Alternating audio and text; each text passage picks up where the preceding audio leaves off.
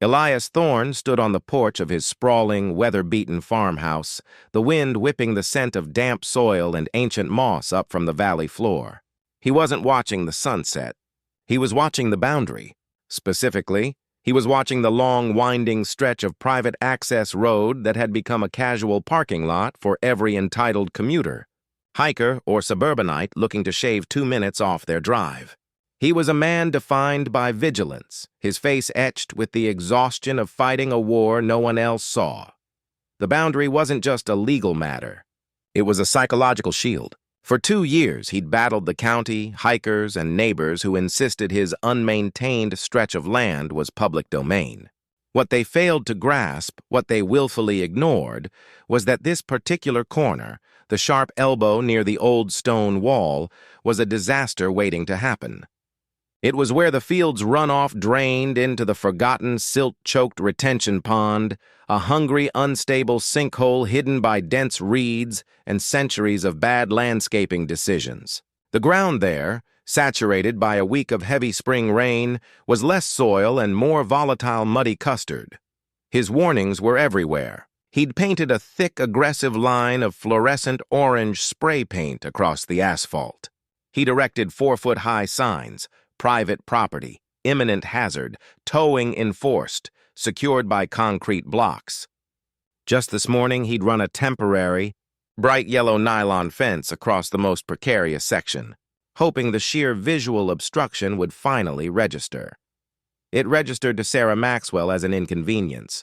She arrived precisely at 4:52 p.m., a splash of aggressive, expensive red cutting through the muted greens and grays of the late afternoon. Her brand-new Audi Q8, gleaming under the weak sun, swung wide around Elias's perimeter signs, treating them like suggestions, not mandates. She didn't slow down. She drove straight through the nylon fence, snapping the brittle plastic posts with a dull thwack, and pulled the heavy SUV onto the marked-off orange section. The passenger side tires crunched slightly as they settled directly over the saturated earth, inches from the dense, murky border of the hidden pond. Sarah cut the engine with a satisfied sigh, already pulling a sleek leather backpack onto her shoulder. She was late for a charity gala prep meeting 5 miles away and needed to sprint the last half-mile to the main road to catch her ride. Parking here saved her a crucial 3 minutes. She glanced at the farmhouse, a dark, silent shape against the fading sky, and rolled her eyes at the absurdity of the hazard warnings. Drama queen. Elias moved fast. He didn't shout from the porch. He descended the steps, his boots thudding against the decking, his long, frayed denim coat catching the wind. He covered the 50 yards to her car with grim determination.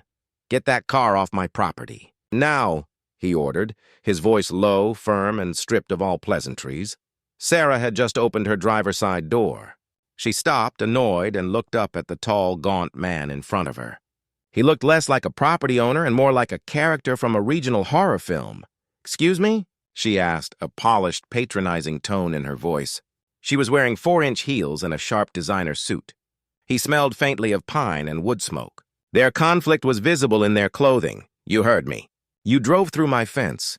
You ignored 4 signs, and you parked on private property," Elias said, pointing to the broken nylon at her tire and the neon orange paint beneath it. "This is a designated hazard zone. Move the vehicle." Sarah smiled, a practiced, brittle expression that didn't reach her eyes. "I'll be 5 minutes, tops.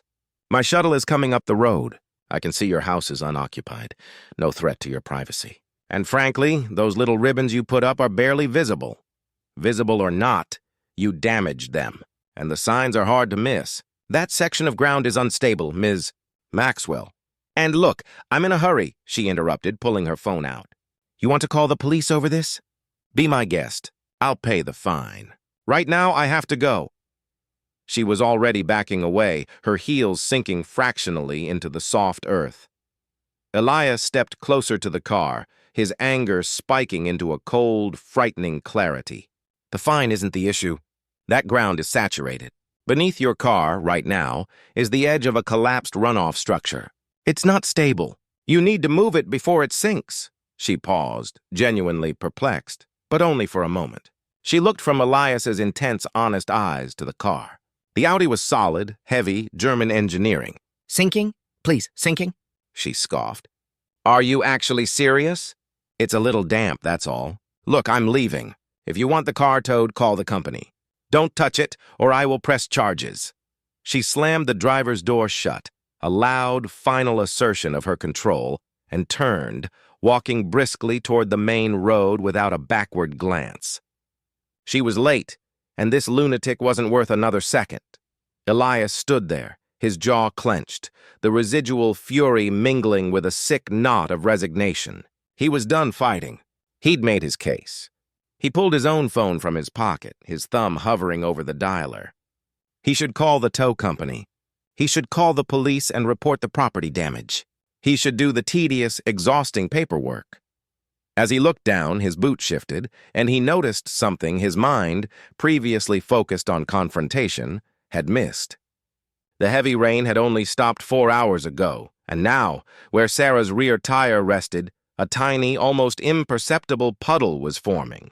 But it wasn't surface water. The water was dark, rising from below, bubbling with a fine, granular silt, and the fluorescent orange line he'd painted on the asphalt had developed a crack, thin as a hair, running directly beneath the Q8's massive rear bumper. It wasn't just soft. It was starting to move. The weight of the vehicle, combined with the extreme saturation, was finally proving too much for the old, forgotten embankment. He could hear it now, a faint, rubbery sucking sound, the kind of noise a vacuum makes pulling mud. Elias lowered his phone, his hand trembling, the tow company forgotten. He didn't move toward the car. He simply watched the metal beast that had been placed in defiance of all reason. The hair-thin crack spiderwebbed outward from under the tire, tracing a dark, jagged map across the asphalt. Then, with a sound like a wet sigh, the ground beneath the driver's side began to slump, a concave depression forming rapidly. The right front tire lifted slightly, hanging in the air, while the entire rear end of the expensive, aggressive SUV tipped inward, down and forward. Towards the reeds, a flash of movement in the dense, dark thicket revealed the water's surface, stirred by the sudden movement of the earth. The air filled with the sharp, sickening smell of deep, stagnant mud and methane. The car, now listing at a terrifying 30-degree angle, was silent. For 2 heartbeats, Elias just watched the arrogance of human entitlement meeting the unforgiving, slow violence of nature. Then the rear end gave way completely. With a sickening, grinding tear of metal against soil and a profound, echoing thump that vibrated through the ground, the Audi Q8 slid off the remaining lip of the bank and disappeared up to its rear axle in the black, oily water and sludge of the retention pond. The only thing visible now, shining fiercely red against the darkening landscape, were the 2 front wheels and the roof, tilting skyward, trapped in a cold, deep, and final grip. Elias didn't move, but a dark, chilling wave of justice washed over him. The warnings had been delivered. The consequence had been served. The charity gala meeting was a disaster. Sarah Maxwell, already running on a short fuse, had spent the entire hour distracted, haunted by the image of the gaunt, furious man in the denim coat. She'd been rude. She knew it. But the sheer entitlement of him, thinking he could dictate her schedule over some flimsy signs and a cracked patch of asphalt, was infuriating. Sinking, he'd claimed. The man was clearly unhinged. She needed to retrieve the Q8, drive quickly to the local valet service she usually used, and mentally delete the entire infuriating encounter. She rounded the final bend on the access road at a quick pace, her heels clicking against the gravel, already rehearsing a scathing put-down for the property owner if he was still waiting. The sun had completely dropped now, leaving a bruised metallic twilight that turned the landscape into stark silhouettes. She glanced toward the spot where she'd parked her car. The perfect, illicit spot nestled near the old stone wall and stopped dead. Her breath hitched in a sharp, icy gasp that stole the air from her lungs. The spot was not empty. The spot was impossibly full. The bright red of the Audi was no longer a sleek, horizontal line of European engineering. It was a jagged, unsettling monument to gravity and hubris. The back half of the Q8, the entire rear bumper, trunk, and much of the back doors was gone, swallowed by a viscous black maw of mud and water. The vehicle was tilted forward, the chrome grille of the nose and the two massive front tires pointing forlornly upward at the twilight sky, like a sinking vessel pleading for rescue. Water lapped silently, relentlessly at the base of the rear window.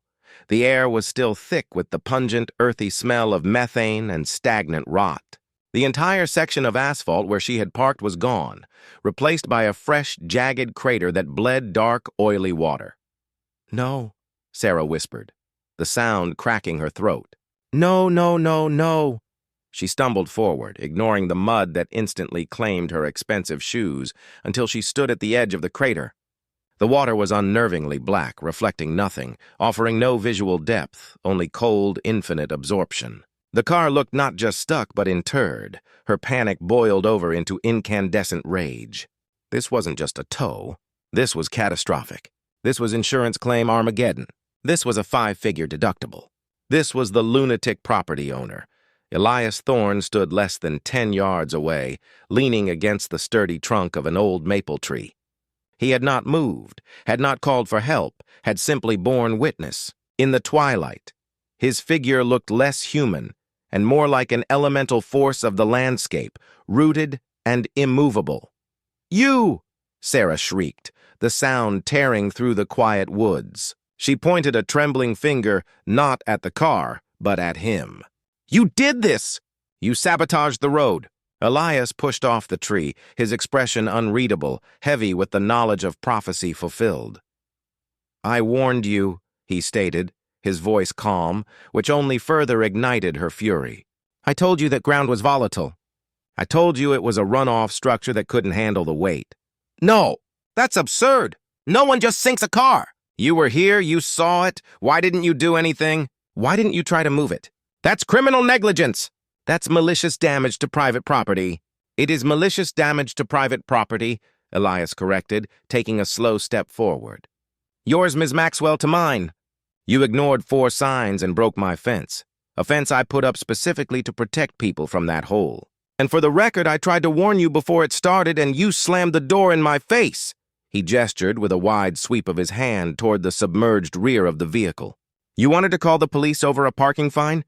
This is the consequence of not listening. The pond took care of the rest." Sarah's breath stuttered. She was trapped in a nightmare where the rules of reality had been rewritten by this man's absurd backwoods prophecy. Her mind raced, desperately trying to find a footing in the legal world she understood. "This is not a parking fine, you idiot. This is an environmental disaster. This is a $90,000 vehicle sinking into your sewage ditch. You have a legal obligation to maintain a safe perimeter, and you clearly haven't. I'm calling my lawyer and I'm calling the police right now. You're liable for the full replacement cost, the cleanup, and pain and suffering." She fumbled for her phone, her expensive leather glove making the screen slick. Elias remained perfectly still, his gaze fixed on her. "You are welcome to call anyone you like. The police will see the signs. They will see the bright orange paint you drove over, and they will see the snapped fence posts you caused. I have documented every step of my effort to make this section safe. You, on the other hand, trespassed and caused the destabilization of a natural runoff area. I am not a structural engineer. I am a citizen who parked on a piece of ground that appears to be a shoulder. And you monster, stood here and watched my car disappear. That is beyond cruel." "Cruelty," Elias replied, a flicker of deep-seated resentment crossing his face, "is feeling entitled to take what isn't yours, even when warned of the cost. You chose 3 minutes over common sense. Now you pay the price." Sarah managed to hit the emergency number, her voice shaking violently as she spoke to the dispatcher. She relayed the location, describing the situation in increasingly frantic, dramatic terms. "I need an officer here immediately. My vehicle has been swallowed by a sinkhole on private property, and the owner is refusing to help. He watched it happen. He is obstructing the scene. He is a danger. It's a complete loss, a total environmental hazard." Elias listened, unmoved, waiting for the inevitable escalation. The shadows deepened, wrapping the scene in a cold, silent judgment. Sarah stood shivering despite her fury, her eyes darting between the submerged taillights and Elias's stony face, realizing that the most terrifying part wasn't the car, but the terrifying calm of the man who had warned her. Minutes later, the silence was shattered by the distant, high-pitched whine of a siren rapidly approaching from the main road. The lights of a patrol car, flashing red and blue, cut through the trees, bathing the scene in disjointed, pulsing color. The cruiser slid to a halt 50 feet away, its tires spitting gravel. A tall, stout man in a county sheriff's uniform, Sergeant Dale Hartman, emerged, his face already set in a weary mask of official neutrality. He took one look at the distraught designer-clad woman pointing hysterically, then another at the massive red SUV tilting out of the black earth, and finally settled his heavy gaze on the quiet, denim-clad figure of Elias Thorne. Sergeant Hartman walked slowly toward the crater, shining his powerful, tactical flashlight on the jagged asphalt, the signs, and the waterlogged Audi.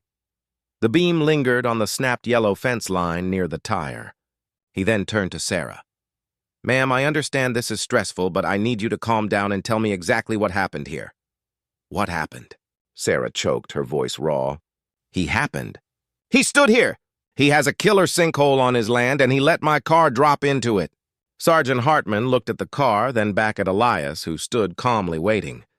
"Mr. Thorne, did you in fact witness this event and fail to intervene?" Elias met the officer's eyes directly. "I did, Sergeant.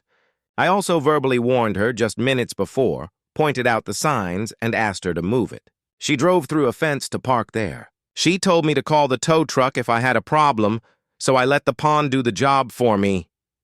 The sergeant paused, weighing the arrogance of the woman against the almost disturbing tranquility of the man. This was not a simple accident. This was a deliberate consequence. He walked back to his cruiser, pulled out his radio, and made a single terse call. "Dispatch. I need a tow team with heavy extraction capability. Environmental hazard alert, and notify the insurance investigation unit. We have a fully submerged vehicle in a private retention pond, and the situation is high conflict. I also need county planning to confirm the documented hazard status of this specific boundary marker." He looked at Sarah, then at Elias. "We're going to sort out the liability, but for now, no one touches this vehicle or the surrounding area. Mr. Thorne, I need you to stay on your property. Ms. Maxwell, you are not to approach the vehicle. I suggest you both call your legal representation." This just got complicated. The sergeant's final assessment hung in the cold night air. The conflict had officially passed from personal spite into the cold, unpredictable arena of legal consequence, with the murky black water of the pond serving as the single silent piece of evidence. The real fight had just begun. The arrival of the heavy machinery turned the quiet, secluded perimeter into a nightmare of sound and light. Two massive recovery tow trucks, their powerful diesel engines rumbling with aggressive impatience, maneuvered into position on the stable section of the private road.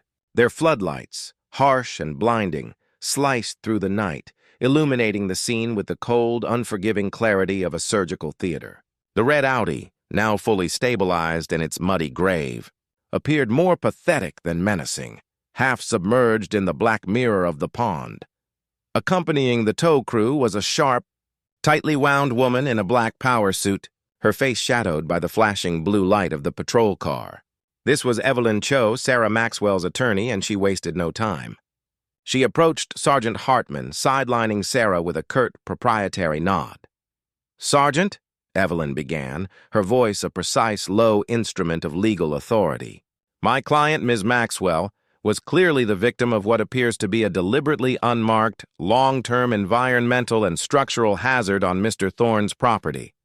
We are claiming gross negligence, reckless endangerment, and we demand immediate compensation for the total loss of the vehicle, which was caused directly by Mr. Thorne's failure to act."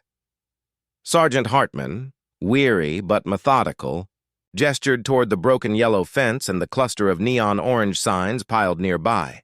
"Counselor, those signs are standard 4-foot warnings, and the painted line is highly visible. Even at night, Mr. Thorne also claims your client destroyed his perimeter fence to park there." Evelyn scoffed, glancing at the signs. A few small signs and some peeling paint are not adequate warning for a structural collapse that swallows an 8,000-pound vehicle. This location constitutes an attractive nuisance that Mr. Thorne had a duty to remedy or properly secure. I secured it with a fence that she destroyed, Elias interjected, stepping out from the deepening shadows of the maple tree. He was holding a plastic Ziploc bag containing a small waterproof camera. His presence was a quiet defiance against the noise and legal fury surrounding him. Evelyn turned her penetrating gaze on him. "Mr. Thorne, we have multiple witnesses, including the tow operator and the responding officer, who can attest you stood here and watched a civilian's property be destroyed, making no effort to mitigate the damage. That is punitive, Mr. Thorne. That speaks to malicious intent. Malicious intent to protect my property from trespassers who endanger themselves," Elias countered, raising the Ziploc bag. "I have 10 years of documented correspondence with the county planning office regarding the instability of this exact spot, including their refusal to fund proper remediation. I have dozens of photos, all time and date stamped, of trespassers ignoring my warnings. And I have a video here," he lifted the camera slightly, "of Ms. Maxwell slamming her door in my face after I verbally warned her that the ground was giving way." Evelyn's composure wavered slightly. Detailed, date-stamped documentation was the enemy of an easy negligence claim. Sarah, watching the exchange, suddenly looked terrified. She hadn't told Evelyn about the verbal warning. "Elias, I need that camera," Sergeant Hartman said, extending his hand. "We'll include it in the official investigation file. I'll also need those county correspondence records." "They're digitized," Elias confirmed, handing the camera over and pointing to a small, dusty shed near his house. "I have copies of everything, including the engineering reports from 2 years ago that designated this specific area as a high-risk, unstable culvert overflow zone." "I've done my duty." Evelyn pressed her lips into a thin line. She needed to seize control of the narrative, and the only way to do that was to get the car out and minimize the environmental findings. "Fine," Evelyn snapped. "Let's get the car out now. We need to assess the structural integrity of the vehicle and the full extent of the environmental release. Get the first winch cable attached. We're running out of night." The recovery crew, 2 large men in fluorescent yellow jackets, moved quickly. One of them, a man named Gary with a thick beard and an even thicker neck, surveyed the scene with skepticism. "That thing is in deep, Sergeant," Gary murmured, adjusting his helmet. "The suction in that muck is going to be near impossible. We'll need the high-pull line." They secured the massive steel cable to the Audi's undercarriage near the front axle, the only section that offered a secure anchor. The powerful diesel engine of the winch truck roared to life, and the heavy cable slowly tightened, groaning under the strain. 5% tension, Gary yelled. Nothing moved. 10%. The truck's wheels spun slightly on the gravel. The submerged rear of the Audi remained firmly anchored. Evelyn watched, her arms crossed tight against the cold. "Pull harder! We need that vehicle!" Gary gave a signal to the driver. 20%. "Easy now!" The winch engine screamed, and the truck strained visibly against its own chocks. The Audi made a slight, wet sucking sound, but it didn't rise. Instead, the ground around the crater, already unstable, began to flex. Then, with a sickening crack that sounded less like metal and more like shattering rock, the cable snapped, not at the hook, but at the point where the ground had begun to slump. The recoil whipped the thick steel cable backward, narrowly missing the tow truck's cab. But the failure wasn't the worst of it. The violent pull had leveraged the entire bank. A new, much larger fissure opened up near the edge of the crater. The fissure didn't just weep water. It began to gush a torrent of murky, fast-moving liquid. This new stream wasn't Black Pond water.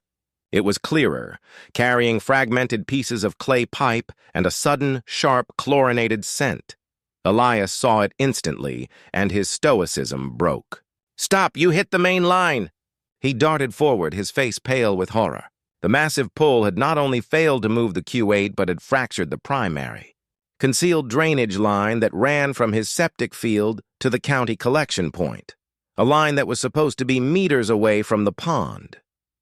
The structural failure caused by the car's initial sinking, exacerbated by the reckless pull, had just destroyed the entire engineered system of his remote farmhouse. Evelyn stepped back, recognizing the sudden, catastrophic shift in liability. The environmental hazard was no longer just the Audi's oil and gas. It was the failure of Elias Thorne's private sewage infrastructure. "This is it, Evelyn," Sarah whispered, her panic turning to a desperate hope. "He's liable now. His septic system just failed. We have him."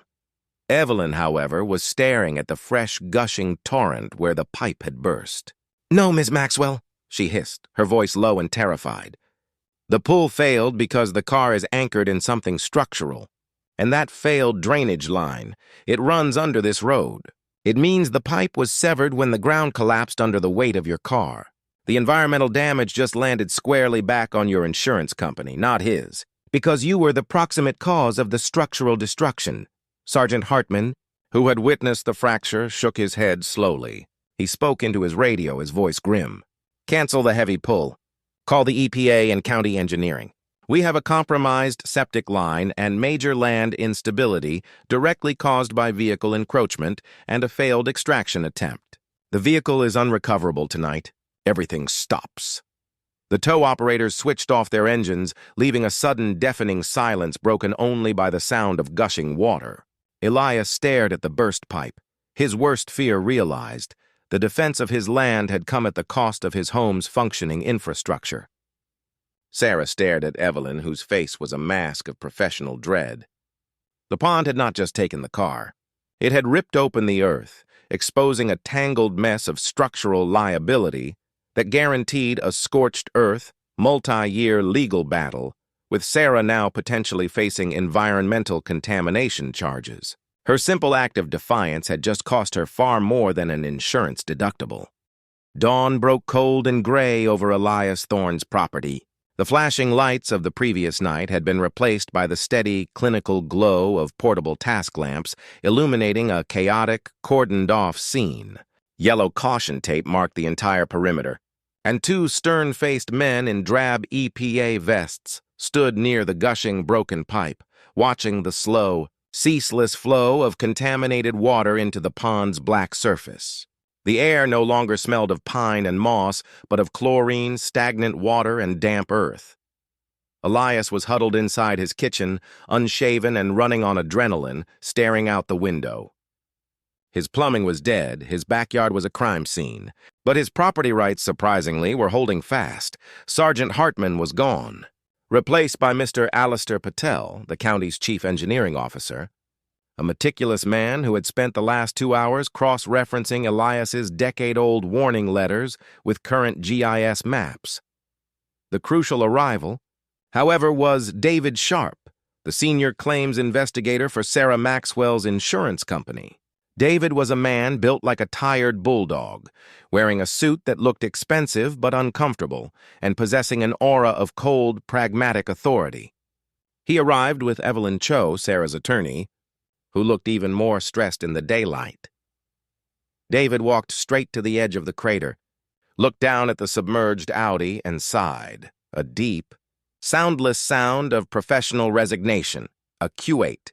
Total loss. Obviously, David stated, not as a question but as a final assessment. He turned to Evelyn. "I've reviewed the police report, the photographs of the signage, the county's own reports Mr. Thorne filed, and the video evidence of Ms. Maxwell ignoring the verbal warning. On our end, Evelyn, this isn't gross negligence on the part of the property owner. This is trespass leading directly to proximate cause of damage." Evelyn winced, the legal term slicing through her defense strategy. "David, the pull of the tow truck is what fractured the septic line, not the initial parking. That's an intervening factor.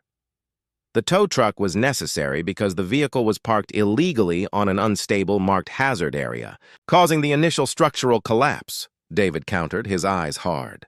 "It's all one chain of causation starting with your client's poor judgment. Furthermore, the septic line failure, which is a major environmental issue, occurred because the Q8's weight leveraged a pre-existing, documented void in the soil, something the tow truck only finished. Her insurance is going to pay for the removal, the stabilization of the earth, and the remediation of the septic contamination. And based on this report from Mr. Patel, David tapped a clipboard holding the county engineer's initial findings. Okay, the cost just escalated exponentially. Sarah, standing a few feet back, heard enough. The cost, the liability, the blame. It was all circling back to her, and the man who should be suffering was watching her from his porch. Her desperation boiled over, abandoning all pretense of legal decorum. She charged across the muddy yard toward Elias. "You won, didn't you?" she hissed, stopping just short of his steps. "You stand there looking like some kind of pathetic, self-righteous hermit. You're thrilled that this happened. You knew exactly what would happen, and you let it. You filmed it." Elias met her gaze, his expression now one of deep, simmering contempt, no longer just cold justice. "I filmed it because people like you refuse to believe anything unless it's captured on a screen. I warned you. The pond is here for a reason. It is the end of the line. It handles the overflow, the excess, the waste. You chose to be part of the waste. The waste? Look at you! You live alone on a rotting piece of land, fighting the county over an old ditch. You have no life, no job, no family, nothing but resentment. You're obsessed with this dead piece of property. Why didn't you just put up a proper gate? Why didn't you reinforce the bank? You let this happen because you wanted to punish someone. You are a failure, Elias, and this hole is the only thing you own that anyone pays attention to." The words, cruel and aimed precisely at his isolation, struck him. Elias felt a wave of cold fury that eclipsed the satisfaction of watching her car sink. He stepped down one step, closing the distance between them. "You want to know about this property?" he asked, his voice rough with suppressed history. "You see a patch of dirt. I see 50 years of history. My grandfather built this farm. My father spent his life fighting the county to keep this pond as a natural water feature, a wildlife habitat. Not a sewage culvert, which is what they kept trying to turn it into." He pointed at the now gushing fissure near the car. "That pipe you ruptured? That's not a sewage line, Ms. Maxwell. It's an old stormwater diversion they illegally rerouted 3 decades ago. The septic smell is coming from the sludge stirred up in the muck, not the main system. And the reason I didn't reinforce the bank? Because that bank is the legal flood barrier for the entire marsh below. Touch it, reinforce it, and I lose my status as a designated environmental zone." He leaned in, his eyes blazing. "I didn't fight the county for years just to be stubborn. I fought them to protect the only piece of untouched land left in this valley. And every warning sign, every fence you ripped through was my line drawn against the kind of careless, arrogant entitlement that thinks rules only apply to other people. You weren't just parking, Sarah. You were challenging the natural law of this place." At that moment, Mr. Patel, the county engineer, approached, holding a sealed official document. The conversation ceased instantly. "Mr. Thorne, Ms. Maxwell, Councilor Cho," Patel announced, his voice carrying the bureaucratic weight of the state. "The EPA has issued its preliminary findings, and county planning has confirmed Mr. Thorne's historical documentation." He looked directly at Sarah and Evelyn. "The damage to the drainage structure is severe, and as confirmed by the video, was proximately caused by the weight of the vehicle and the attempt to park on a designated hazard zone. Furthermore, because the vehicle has now submerged its battery, engine block, and fuel tank, it poses an immediate and severe risk of contaminating the Wachusett Wetlands Protection Zone, into which this pond drains." Patel paused, letting the severity of the WPZ designation sink in.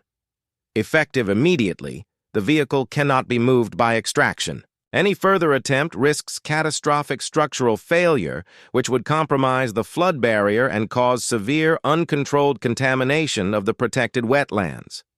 Sarah looked bewildered. "What does that mean? How do we get it out?" Patel adjusted his glasses, his verdict cold and final. "It means the vehicle, the Audi Q8, is now deemed an essential structural component of the remediation plan. It is to be temporarily stabilized in its current position to act as an immediate, heavy-duty barrier against further land erosion and to cap the main fault line. The car itself will not be removed until the stabilization structure, a massive reinforced concrete casing, can be built around it. The car is now literally part of the infrastructure." Evelyn Cho went pale, grabbing Sarah's arm. The total replacement cost of the car was secondary. The cost of environmental stabilization, the massive concrete project required to permanently entomb the Audi, was going to be orders of magnitude higher. The pond had not just taken the car. It had converted it into an environmental hostage, permanently cementing Sarah's foolish choice into the very structure of Elias Thorne's land.